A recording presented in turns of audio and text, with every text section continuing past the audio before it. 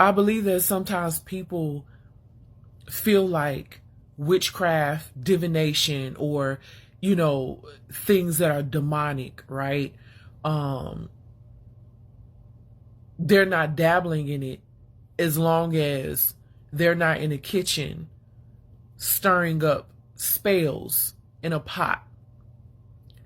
But I think a lesson, what we all have to learn and look at is, just like the enemy doesn't show up with the horns or whatever he looks like, right?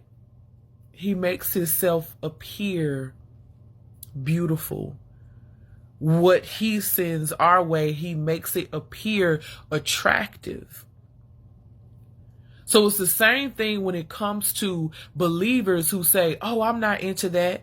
Oh, I love the Lord. Oh, I go to church. Oh, I read my word. But do you also do this, this, and this?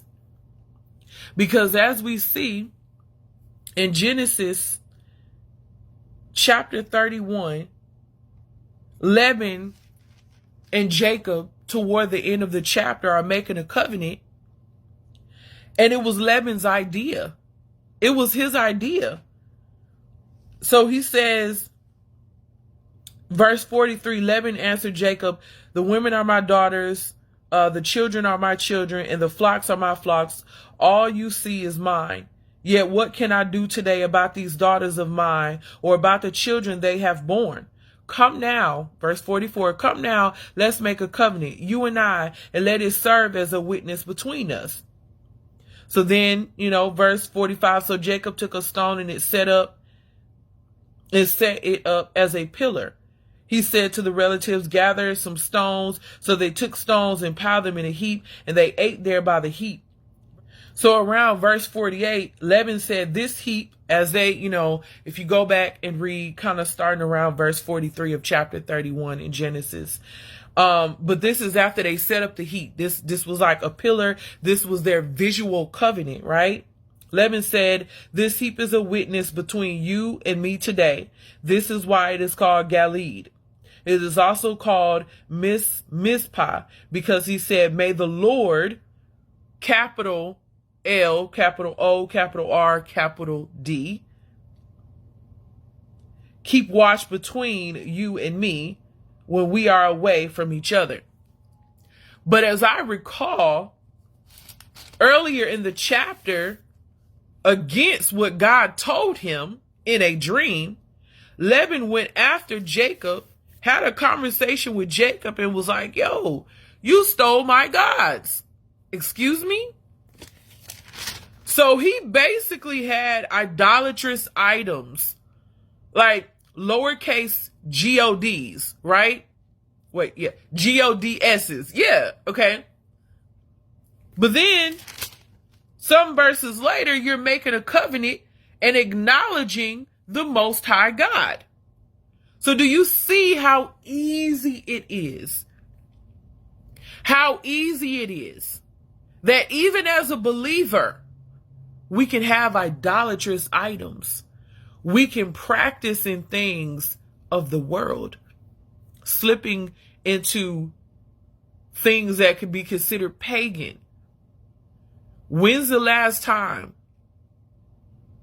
you've sat down and taken inventory of how you're living your life, of how close to God's word you are living? When's the last time in that same instance of taking inventory of your life, self-reflecting, when was the last time you said, what things of the world, what things of tradition am I holding on to while still calling myself a believer? Just a question. Rhetorical. Because as changes have happened with me, there's a lot that I've given up. That some believers would disagree with me and possibly say, that's not a sin, that's not paganism, that's not this, that's not that. Yes, it is. But you do you, and I'm going to do me, and I'll still love you, right? But I don't know. It's just sitting here preparing for women's study tonight. Like, I saw that and I was just like, but wait a minute. You acknowledge the Most High God.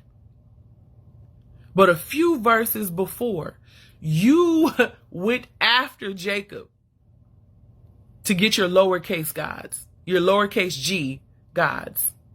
Make that make sense, Laban. Make that make sense.